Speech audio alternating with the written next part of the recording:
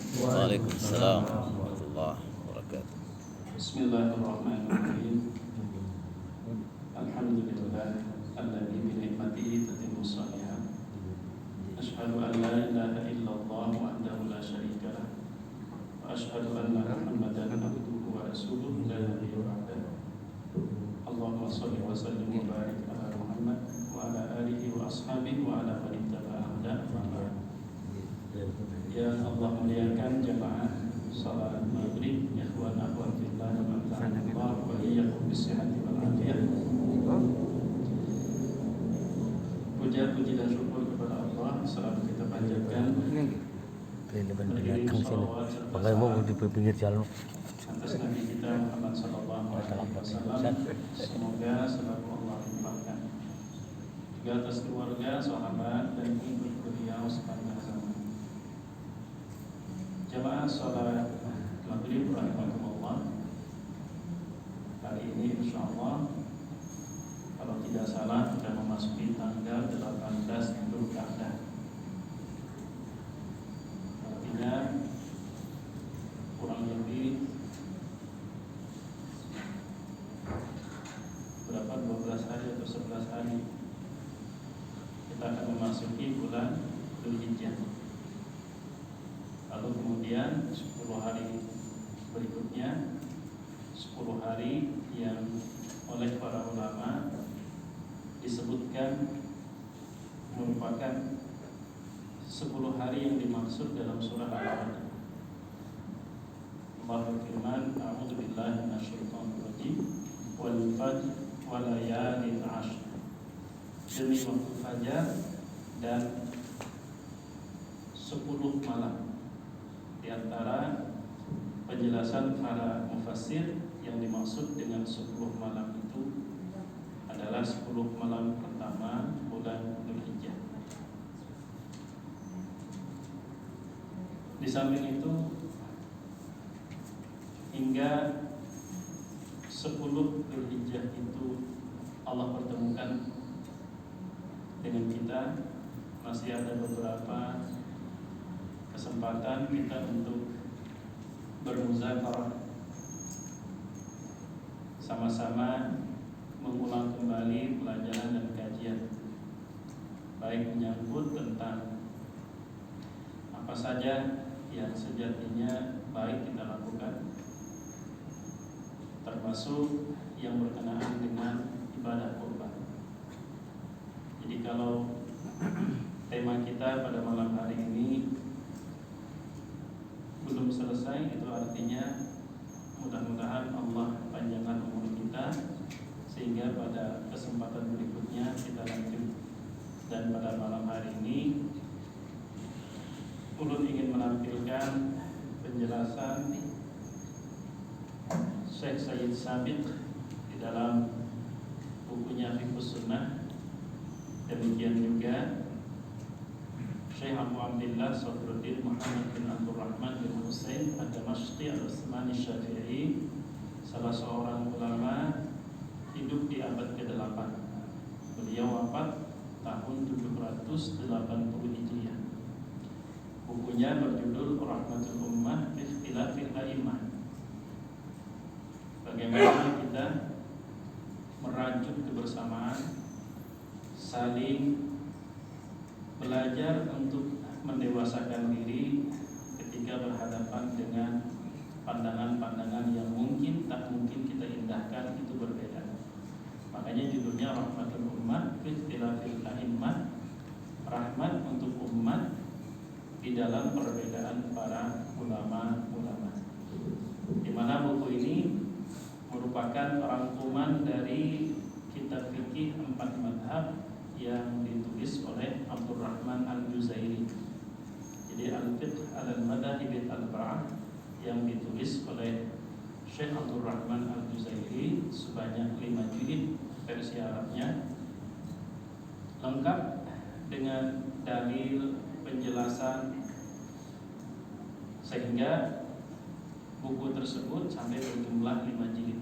Lalu kemudian oleh Syekh Abu Abdillah Sadruddin Muhammad bin Abdul Rahman dirangkum Jadi yang disebutkan hanya pandangan-pandangan para ulama, tentu bukan inisiatif yang jauh dari Al-Quran dan Sunnah, akan tetapi apa yang mereka sampaikan adalah apa yang mereka istinbat dari dalil Al-Quran maupun Sunnah Rasulullah SAW. Mudah-mudahan dengan bertambahnya pengetahuan, tentu sikap kita pun juga akan lebih bijak dan arif, terutama menyambut kalau memang perbedaan itu tak mungkin dielakkan. Nah, karena dua buku, mungkin kalau kedua-duanya ulun baca, kita akan memakan waktu. Oleh karena itu, intisari dari dua buku ini ulun sampaikan. InsyaAllah, adapun yang belum tersampaikan, mudah-mudahan Allah pertemukan kita pada pertemuan sebelumnya, hingga nanti kita ketemu dengan 10 pertama bulan Dzulhijjah sampai ke puncak ibadah kurban. Adapun materi malam ini yang ulun sampaikan adalah seputar hukum fikih. Jadi kita bicara tentang aspek hukum, berbicara tentang aspek hukum berkenaan dengan kita berudhiyah, ibadah kurban. Mudah-mudahan ini berlanjut ya. Secara hukum, ibadah kurban itu masyru'ah, disyariatkan, atau kita sering sebut dengan istilah syar'i. Ini syar'i kan? Nah, ketika kalimat syar'i atau disyariatkan atau syariat dalam bahasan hukum itu meliputi 3 hal. Pertama, wujud, perintah yang harus kita lakukan, tak boleh tidak. Yang kedua, an-nadab, perintah yang mesti kita lakukan, namun kalau kita tidak mengerjakan, kita tidak kena pasal dosa, yang sering kita sebut dengan sunnah. Sedangkan yang ketiga, al-ibahah, atau yang disebut dengan mubah, boleh. Jadi dalam bahasa hukum, di antara wajib dan haram itu terdapat sunnah, makruh, dan mubah. Sehingga kalau perkara itu diperintahkan, maka kemungkinan mencakup diwajibkan atau disunnahkan. Sedangkan ketika perkara itu dilarang, maka itu mencakup diharamkan dan atau dimakruhkan. Dan di antara keduanya, mau dikerjakan silakan, mau ditinggalkan pun juga tak masalah. Itu yang disebut dengan ibahah. Jadi dalam bahasa hukum, kalau perkara itu tidak disuruh, maka tidak serta-merta sama dengan dilarang. Karena ada di tengah-tengah ibahah dalam bahasa hukum. Sebagaimana ketika Islam melarang kita untuk cinta buta terhadap dunia, maka jangan diartikan Islam menyuruh kita benci dunia, tidak. Ada di antara cinta dan benci. Apa? Anggap biasa. Kalau cinta akan terlalu terdorong untuk mendekat, kalau benci kita menjauh. Tapi di tengah-tengahnya kita tidak menjauh, tapi bagi kita itu biasa. Dan Al-Quran pun menjelaskan, walal akhiratu khairul laka minal ula. Akhirat itu lebih baik buat kamu daripada dunia. Artinya dunia itu baik, tapi kalau dibandingkan akhirat jauh lebih baik. Bahasa Al-Quran demikian. Nah, dalam bahasa hukum ketika kita mendengar menemukan kata syar'i, maka itu meliputi salah satu di antara 3, diwajibkan, disunnahkan, atau dibolehkan, tanpa diwajibkan, tanpa disunnahkan. Artinya ketika orang melakukan hal tersebut, ketika dia dibolehkan, dia tidak melanggar syariat. Dia tidak melanggar syariat. Kenapa? Karena dibolehkan. Ketika dia tidak mengerjakan pun dia tidak melanggar syariat, karena tidak diwajibkan juga tidak disunnahkan. Pilihan terletak pada yang bersangkutan. Jadi ibahah itu masuk kategori dibenarkan dalam syariat. Karena itu boleh kita lakukan, boleh juga kita tinggalkan. Nah, ketika tidak disyariatkan, maka di dalam kata tidak disyariatkan atau tidak syar'i dalam bahasa hukum itu mencakup diharamkan atau dimakruhkan. Jadi dalam bahasa hukum ketika itu tidak disuruh, sama dengannya bukan itu dilarang. Bisa jadi lu mau mengerjakan silahkan, mau tidak mengerjakan pun tidak ada masalah. Dan ulama bersepakat bahwa tidak ada satupun dari perilaku dan tindakan seorang mukallaf yang terlepas dari salah satu 5 macam aspek hukum. Tidak ada satupun perbuatan seorang mukallaf yang keluar dari salah satu 5 macam hukum taklif. Kalau tidak wajib, dia sunnah. Kalau tidak wajib, tidak sunnah, bisa jadi dia haram atau bisa jadi dia makruh. Kalau tidak wajib, tidak sunnah, tidak haram, tidak makruh, berarti setidaknya dia mubah, boleh. Jadi tidak ada perbuatan apapun yang lahir dari seorang mukallaf tanpa status hukum. Itu telah disepakati oleh ulama fikih. Jadi tidak ada tanpa status hukum. Dan ketika kita ditanya tentang hukum, maka yang harus kita jelaskan adalah fakta hukum. Misal, apa hukumnya perbuatan tersebut? Pilihannya antara 5. Kita gunakan istilah yang memang biasa saja, walaupun istilahnya perlu koreksi kalau kita bawa ke ranah kajian ilmiah. Kalau tidak, apa hukumnya perbuatan itu? Maka jawabannya salah satu di antara 5. Wajib, atau sunnah, atau haram, atau makruh, atau mubah. Itu ketika yang ditanya adalah hukum. Tapi kalau ditanya itu hukumnya apa? Syirik. Syirik bukan hukum. Syirik bukan hukum. Itu apa hukumnya? Khurafat. Khurafat bukan hukum. Tapi itu syirik atau khurafat itu menjadi landasan lahir sebuah hukum.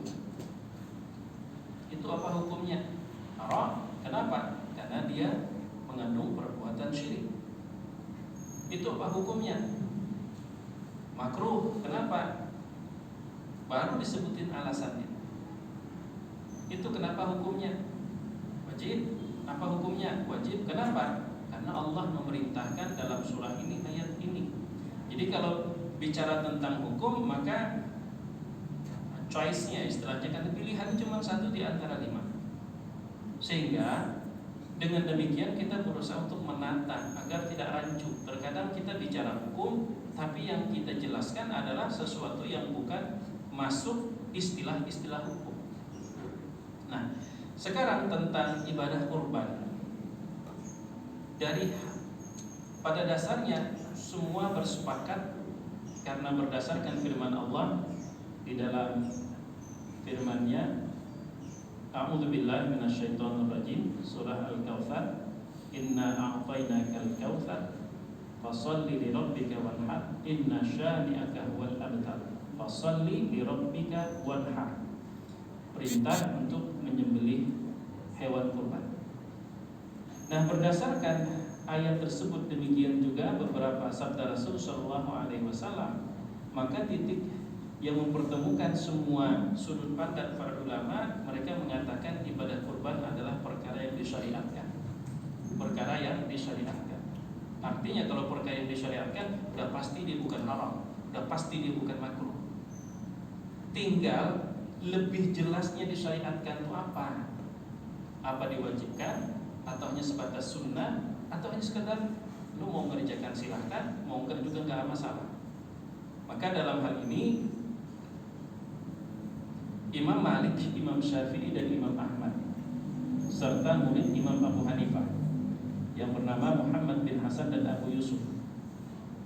Mereka menegaskan dari segi hukum sunnah muakkadah, sunnah yang sangat ditekankan, tidak mencapai level wajib atau fardu, tapi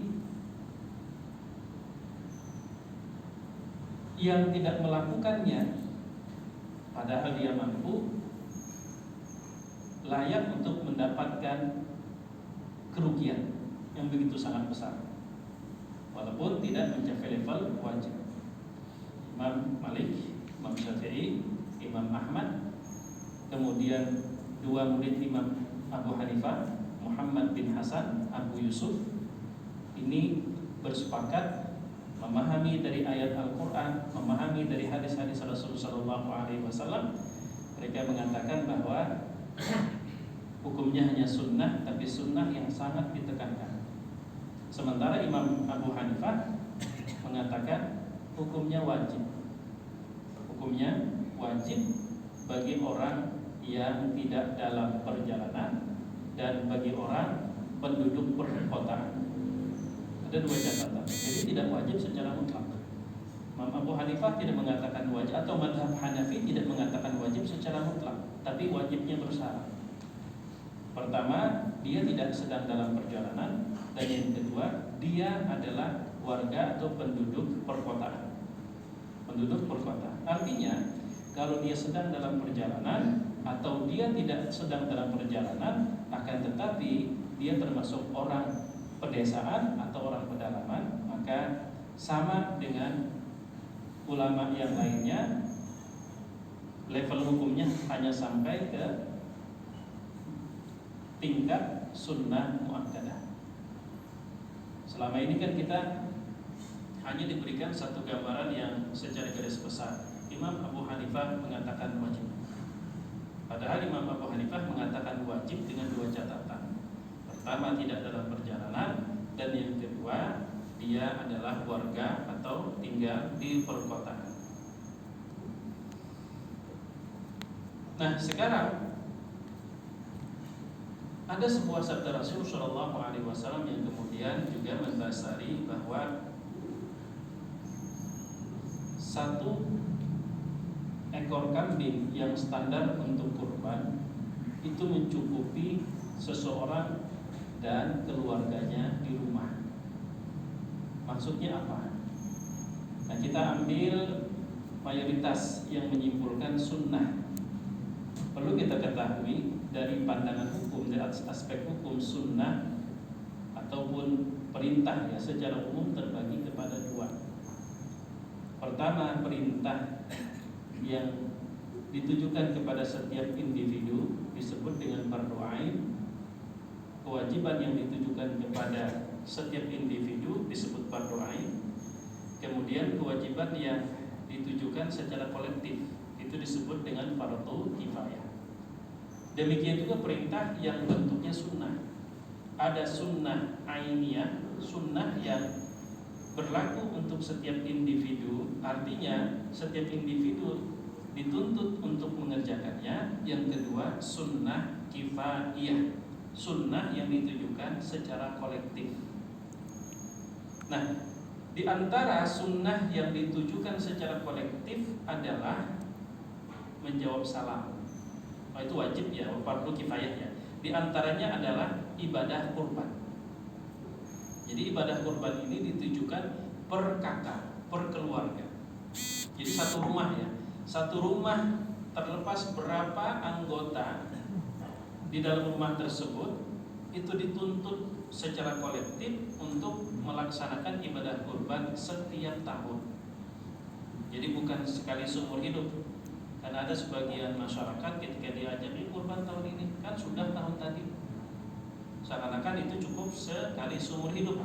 Padahal ganti handphone aja sekali setahun bisa ada sampai. Apalagi kalau handphonenya hilang, bisa 2 kali setahun berganti. Nah, jadi yang dimaksud dengan satu ekor kurban itu cukup untuk seseorang dan ahli bait yang ada di rumahnya. Nah, maka ulama fikih menilai bahwa ini termasuk kategori sunnah kifaiyah. Artinya umpama dalam satu kompleks misal terdapat 10 kakak, 10 rumah atau 10 keluarga, maka tuntutan untuk melaksanakan ibadah kurban itu ditujukan secara kolektif kepada 10 rumah tersebut. Artinya kalau umpama dari 10 rumah tersebut masing-masing satu rumah terdapat 10 anggota yang tinggal di dalam rumah tersebut, dari setiap rumah itu satu orang melaksanakan ibadah kurban, satu orang melaksanakan ibadah kurban, 9-nya tidak, maka satu orang itu sudah menggugurkan tuntutan terhadap 9 yang sisa. Sudah menggugurkan tuntutan terhadap 9 yang sisa. Pahalanya diberikan kepada yang mengerjakan. Kalau yang satu orang itu mengeluarkan dari uang pribadi. Jadi yang cukup untuk satu orang dan keluarganya itu adalah dari sisi tuntutan mengerjakan. Sama halnya ini, kalau ini perbandingannya dengan fardu kifayah. Jadi fardu kifayah dengan sunnah kifaiyah itu sistem hukumnya itu sama, yang berbeda hanya risiko kalau tidak melakukan. Kalau tidak melakukan fardu kifayah, semuanya berdosa. Semuanya berdosa. Kalau sunnah kifayah, kalau tidak ada yang mengerjakan satu pun, memang semuanya tidak berdosa, tapi satu rumah dianggap tidak melaksanakan sunnah. Satu rumah tidak melaksanakan sunnah. Nah, sama halnya ketika orang masuk ke dalam masjid lalu dia mengucapkan salam. Di dalam masjid ini ada 50 orang. Kalau 50-50-nya semuanya diam, tidak ada yang menjawab, semuanya dinyatakan berdosa. Karena wajib atau fardu kifayah, semuanya dinyatakan berdosa. Tapi kalau semuanya menjawab, berarti semuanya mendapatkan pahala plus kewajiban terlaksana, semuanya dapat pahala. Tapi kalau yang menjawab cuma 2 orang dari 50, maka yang 2 orang ini telah menggugurkan pasal dosa dari yang lain, yang 48 orang, tapi pahala hanya diberikan kepada yang 2 itu saja. Jadi ketika 2 orang itu dia menjawab, yang lain 48 diam, 2 orang ini dengan menjawab itu hanya menggugurkan pasal dosa. Tapi pahala dimonopoli oleh 2 orang tersebut. Begitu juga halnya sunnah kifaiyah ibadah kurban. Kalau dari satu rumah tadi masing-masing dari 10 rumah, dari masing-masing 10 anggota yang ada di rumah, dari 10 tersebut satu melaksanakan ibadah kurban, maka kalau itu murni 100% dari kantong dia, yang 9 itu hanya gugur dari label tidak melaksanakan sunnah, karena sudah terwakili satu orang. Tapi soal pahala, yang satu itu aja yang dapat kalau uang pribadi dia 100% mengeluarkan. Nah, tapi kalau umpama secara pribadi dari 10 anggota itu tidak punya uang cukup untuk 1 ekor kambing, ya cukup untuk 1 ekor kambing. Kenapa? Karena masing-masing cuma punya uang, ya katakanlah 250.000. Lalu patungan. Karena patungan orang 10 250.000, maka jumlahnya 2.500.000, bisa beli 1 ekor kambing. Nah, maka 1 ekor kambing itu dari aspek hukum dia hanya sah untuk 1 orang.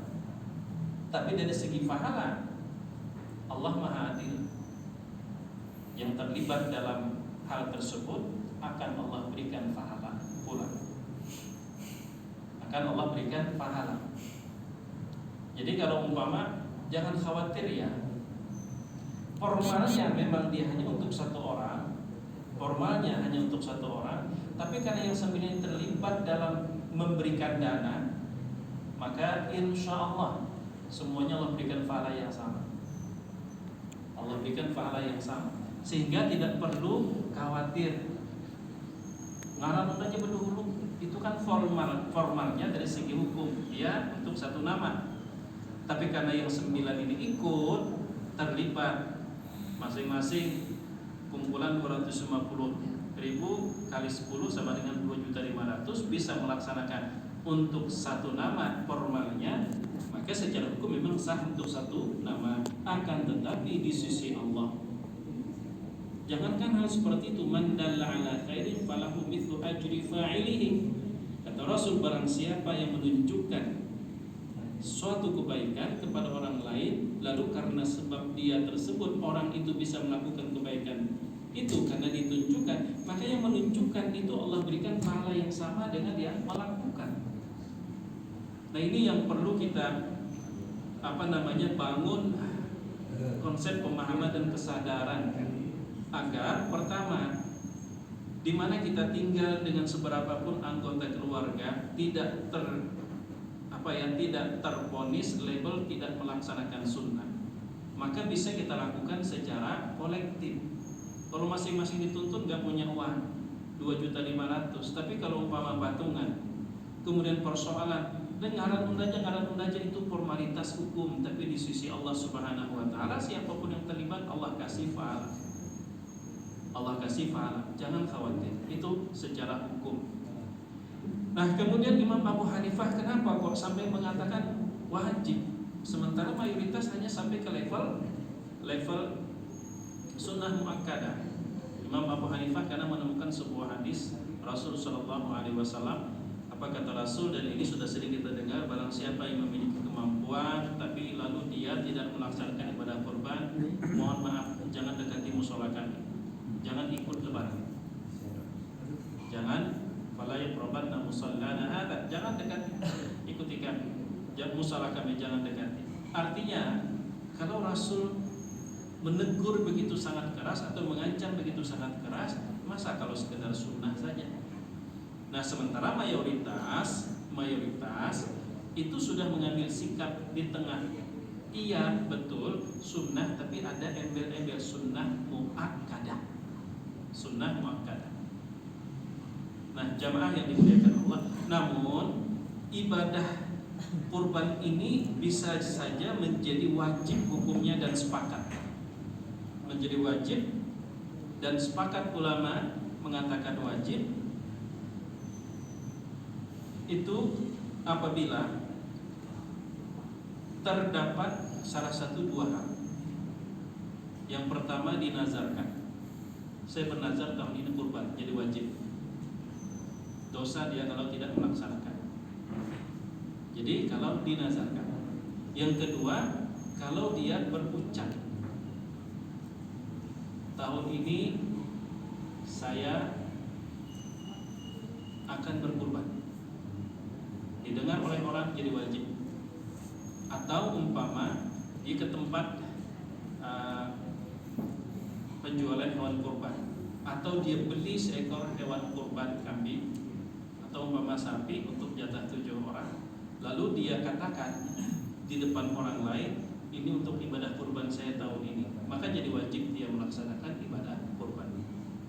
Jadi kalau dua hal ini atau salah satu di antara dua ini terjadi, maka tidak lagi ulama berbeda dari segi hukum.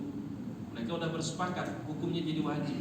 Artinya konsekuensinya kalau tidak dilaksanakan, maka tuntutan itu tetap ada. Jadi harus ditunaikan. Yang pertama kalau dinazarkan, yang kedua kalau dita'yin dalam bahasa Arab. Ini ibadah kurban saya ya. Nah, jadi jamaah yang dimuliakan Allah Subhanahu wa taala.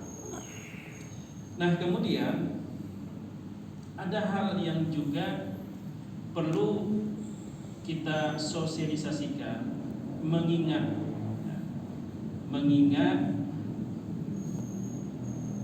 cukup berat tugas panitia.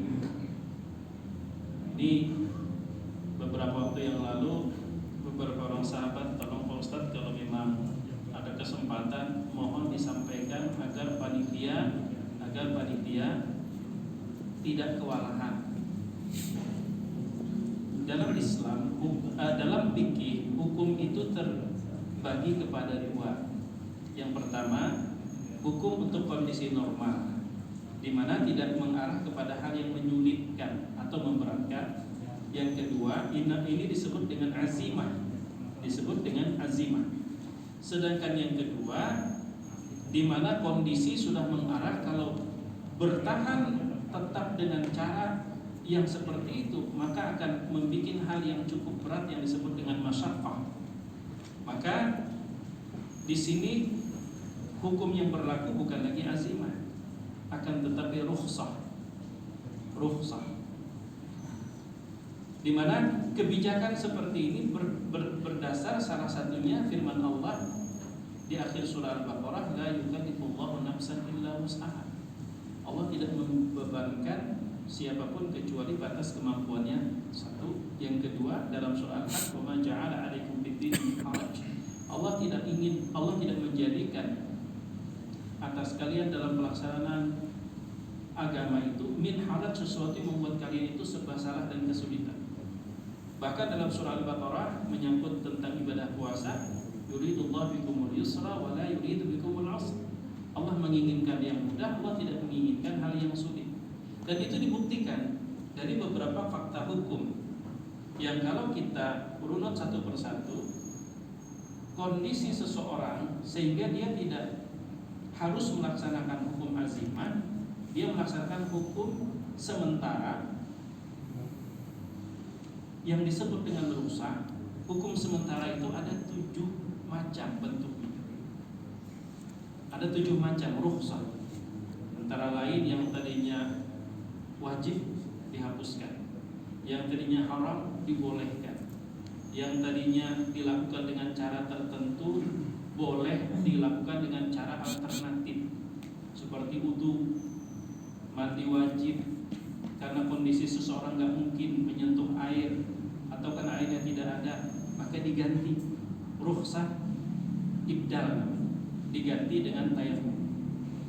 Termasuk yang tadinya caranya mutlak seperti ini diganti dengan cara yang lain. Salah satunya ijtihad sebagian ulama kita dalam kondisi pandemik, shaf berjamaah berjarak 1 meter. Itu mengacu pada firman Allah tentang aturan sholat dalam situasi damai dengan situasi perang. Disebutkan oleh Allah Subhanahu wa taala, wa idza kunta fihim fa aqamta lahumus sholata faltaqum ta'ifatun minhum ma'ak, dan seterusnya. Dalam situasi perang itu ada 3 kondisi. Di mana peperangan zaman dulu itu kan masih sifatnya di atas tanah ya, bukan main pesawat. Sehingga musuh itu jelas-jelas kalau tidak di hadapan, di belakang. Maksudnya di hadapan arah kiblat atau di belakang membelakangi kiblat. Maka berdasarkan ayat tersebut, untuk sholat berjamaah yang tadinya bila imam ruku semua, bila imam berdiri semua, dibagi saf menjadi 2 berdasarkan ayat Al-Quran tersebut. Bahkan saat berdiri pun lengkap dengan senjata, pegang senjata. Bila imam ruku yang posisi musuh di hadapan arah kiblat, maka dibikin 2 saf. Kalau imam ruku, saf pertama ruku, saf belakang mesti tetap jaga-jaga. Imam sujud rakaat saf pertama, yang di belakang tetap jaga-jaga supaya terlihat siaga. Nah, ketika masuk rakaat kedua, baru yang di belakang ngebalap nyusul. Itu aturan dalam Al-Quran sholat berjamaah. Nah, karena itulah kondisi seperti ini tidak aneh kemudian lalu berdasarkan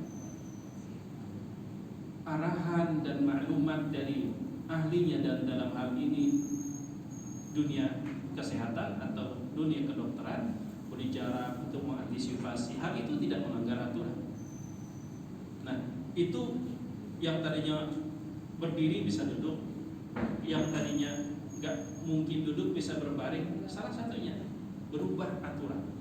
Atau umpama yang tadinya 100% di diskon, seperti asar, sholat zuhur dan asar karena dalam perjalanan 4 rakaat jadi 2, atau ditunda. Bentuk rukhsahnya itu, kompensasinya itu ditunda, seperti orang sakit ketika ketika di bulan Ramadan atau dalam perjalanan ditunda, perempuan yang hamil haid ditunda. Bahkan ada yang dimajukan jamak takdim, diundur jamak takhir, digabung di jamak. Jamak itu gabung. Jadi ada 7 macam rukhsah, di mana itu ketika kita runut satu persatu, kita akan memahami oh ternyata Allah Subhanahu wa taala memberikan hukum itu ada 2 kategori, ada azim, ada rukhsah. Orang yang kemudian menerapkan hukum rukhsah karena kondisinya seperti itu, jangan kemudian nilai iman Anda lemah, ketakwaan Anda menurun. Dia memang betul-betul melakukan aturan sesuai dengan porsinya. Tapi ketika orang memang dalam kondisi normal, maka yang berlaku untuknya adalah hukum azimah. Definisinya apa sekarang? Rukhsah dan azimah. Azimah itu adalah hukum yang ditetapkan berdasarkan dalil untuk kondisi normal. Maksudnya berdasarkan dalil Al-Quran maupun Sunnah untuk kondisi normal. Sedangkan rukhsah, hukum yang ditetapkan juga berdasarkan dalil untuk kondisi di luar kebiasaan, kondisi tidak biasa. Artinya ketika kondisi tidak biasa terjadi, lalu orang menerapkan hukum rukhsah, jangan dianggap Anda itu tidak kuat imannya, tapi itu menunjukkan dia paham dengan hukum. Dia paham dengan hukum. Jamaah yang dimuliakan Allah Subhanahu wa ta'ala. Nah, mungkin terlalu panjang pengantarnya, padahal yang ingin ulun sampaikan adalah dalam hal pembagian daging kurban. Umpama kalau sudah dalam jumlah besar, ini juga ingin memaksimalkan sekaligus meringankan. Dan ini perlu pengertian dari jamaah, terutama peserta ibadah kurban, apakah di masjid atau panitia ibadah kurban yang lain. Biasanya kan mun kada sapi menjatahinya kada pun diberi bahagian. Kan memang sunnahnya daging hewan kurban itu penggunaannya dialokasikan 3, dan tidak mesti harus dibagi rata sepertiga, tapi ada 3 posko. Yang pertama, yang berkurban itu makan untuk keperluan di rumah. Yang kedua, diberikan atau disedekahkan. Dan yang ketiga, boleh disimpan. Jadi yang dimakan hari itu kemudian ada yang disimpan, ada yang diberikan. Dan tidak mesti harus dibagi rata sepertiga. Nah, kalau dalam jumlah umpama hanya sekitar 2 atau 3 ekor sapi, panitia nggak ada masalah. Yang menjadi masalah itu adalah sudah sampai 50 ekor. 50 ekor itu kan berarti 1 ekor 7 orang. 1 ekor itu kan 7 orang. Nah, masing-masing ini unda kada hendak beli, unda menghadang daging nang unda terima itu nang dari sapi nang di situ ngaran unda. Kerepotan nih panitia. Apalagi di musim pandemik seperti ini akan terjadi kerumunan. Anda nunggu. Padahal sebenarnya masing-masing dapat jatah yang 50 ekor sapi itu kan berarti kan kali 7 orang 1 ekor sapi. 1 orang umpama di jatahnya bisa 10 kantong plastik. Selebihnya kan dibagikan oleh panitia. Sebenarnya 1 atau 2 atau 3 ekor sapi pertama itu udah diserahkan. Artinya yang berkurban udah menerima sejumlah hak dia, selebihnya percayakan kepada panitia. Dan seyogianya agar ini juga bisa dirasakan oleh orang lain.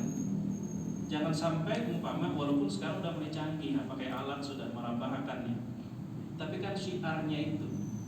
Ulun sering menyampaikan, tolonglah kata ulun, banyak di pelosok-pelosok, di bucu-bucu, di mana masyarakat pinggiran tidak ada yang berkurban. Maka umpama ada panitia udah terkumpul misalnya ada 100 ekor sapi, udahlah serahkan di sana bentuk panitia. Ada musola atau ada umpama di daerah-daerah kawasan tertentu. Nah, sedangkan untuk jatah orang yang berkurban yang 7 kali 50 ekor itu bisa diambil dari mungkin 5 ekor pertama, atau mungkin diambil dari 10 ekor yang dilaksanakan oleh panitia di tempat pengkoordinarannya di situ. Sedangkan selebihnya kirim umpama kalau sado, kirim umpama ke daerah-daerah dengan catatan kasih ini nama-nama yang untuk sapi ini nama-nama untuk sapi ini, nama-nama untuk sapi ini. Panitia tidak kerepotan, pekerjaan tidak begitu berat, membaginya pun juga tidak begitu susah. Cuman kada kelihatan Pak ratusannya. Itu aja sebenarnya. Jadi apa jawaban jawaban dari kawan-kawan? Jawabannya begini. Nang berkurban Pak Ustaz tanya, hendak mengambil bagiannya dari sapi, dan di situ ada marahnya. Itu ada maunya, lain pada itu. Kalau dalam jumlah 3 atau 4 ekor, iya itu hukum azimah berlaku. Silakan. Tapi dalam jumlah seperti ini Allah tidak menginginkan sesuatu yang menyulitkan. Apalagi dalam Al-Quran, la yanalallaha luhumuha wala dimaha walakin yanaluhut taqwa. Yang nyampe itu bukan luhumuha wala dimaha, bukan darahnya, bukan dagingnya, tapi nilai ketakwaan, kesungguhan engkau ingin melaksanakan perintah Allah. Kalau bahasa kitanya, Allah kada bakalan ketukar, pahala kada akan sasak. Allah Maha Tahu. Artinya secara materi nang berkurban 7 kali 50 tadi sudah mendapatkan misalnya 10 kantong masing-masing dari 10 ekor yang ditinggal di tempat pengkoordiniran. Sedangkan umpama yang 90 ekornya itu udah bagi dengan dititipkan ini nama-namanya, ini nama-namanya.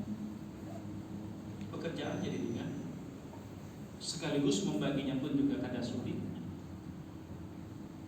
Apakah itu melanggar?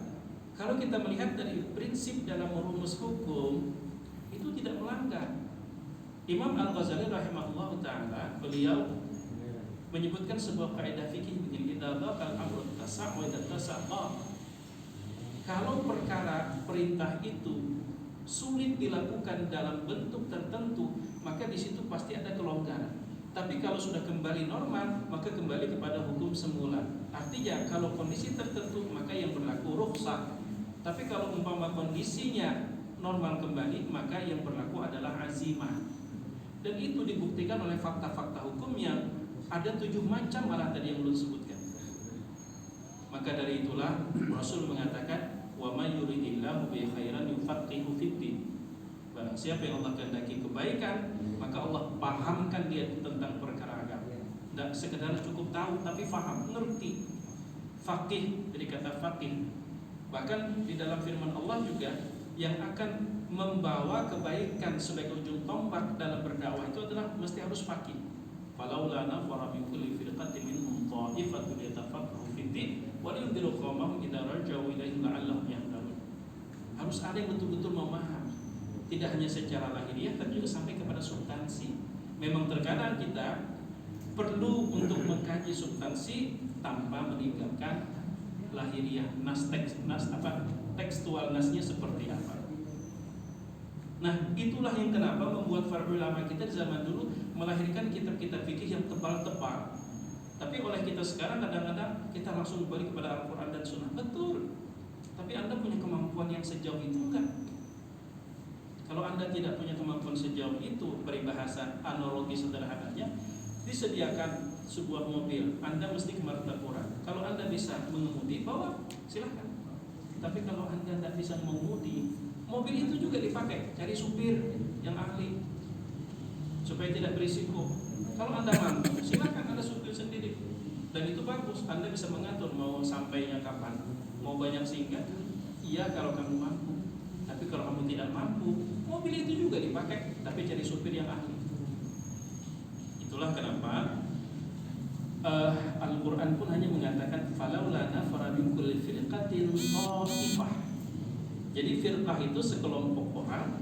Kemudian yang lebih kecil dari firqah itu namanya ta'ifah, 1 sampai 9. 1 sampai 9. Jadi Taifah itu bilangannya 1 sampai 9, sedangkan firqah itu lebih banyak. Nah, jamaah yang dimuliakan Allah Subhanahu wa taala, namun kada salah dengar di waktu itu sudah sampai ya. Nah, jadi yang ingin ulun garis bawahi, pertama, rugi kalau kita tidak melaksanakan ibadah kurban.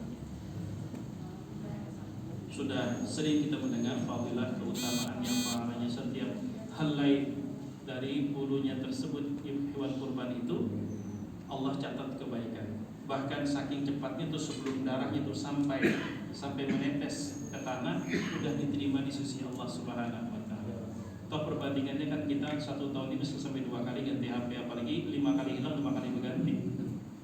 Masa untuk beli 1 ekor kambing saja kita mikirnya subhanallah. Dan itu yang pertama. Yang kedua, perintahnya ini setiap tahun, bukan sekali seumur hidup.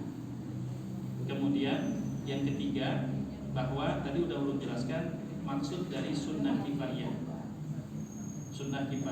Insya Allah tahun ini mudah-mudahan tumbuh kesadaran, kalau tidak mampu melaksanakan perorangan, maka dalam rumah itu ya patungan. Persoalan kemudian ini atas nama siapa, nanti saat disembelih ya Allah ini untuk simpulan. Atas nama siapa itu dari segi hukum hanya formalitas. Pahala jangan ragukan, Allah itu Maha Pemurah. Keterlibatan kita lahirnya terlaksana suatu sunnah Rasulullah SAW tetap diganjar oleh Allah Subhanahu wa taala selama kita memiliki keikhlasan, dan keikhlasan itu pun juga adalah privasi masing-masing, tidak bisa diukur oleh siapapun kecuali bersangkutan dengan Allah Subhanahu wa taala. Dan yang terakhir, mudah-mudahan juga peserta pelaksanaan ibadah kurban bisa ya kooperatif lah dengan panitia, agar panitia itu tidak terbebani ya. Walaupun sebenarnya happy aja karena rame ya. Apalagi di kampungan pun merambahkan ada yang lebih setengah jam merambahkan tetawaan dia. Itu di kampungan seperti itu. Tapi kan pada akhirnya malah kasihan hewan kurbannya ya. Nah, jadi barangkali ini karena waktu jualan, mudah-mudahan beberapa pertemuan yang akan datang bisa mengcover ya apa yang belum kita bahas pada kesempatan malam hari ini. Dan mudah-mudahan nanti di salah satu pertemuan kita mulai dengan tanya jawab, biar tidak ini kan lalu pulau pantai sampai itu Isya ada sampai pada kesempatan itu. Mudah-mudahan nanti salah satu pertemuan kita sebelum hari H-nya, sebelum pengajian, kita mulai langsung dengan tanya jawabnya.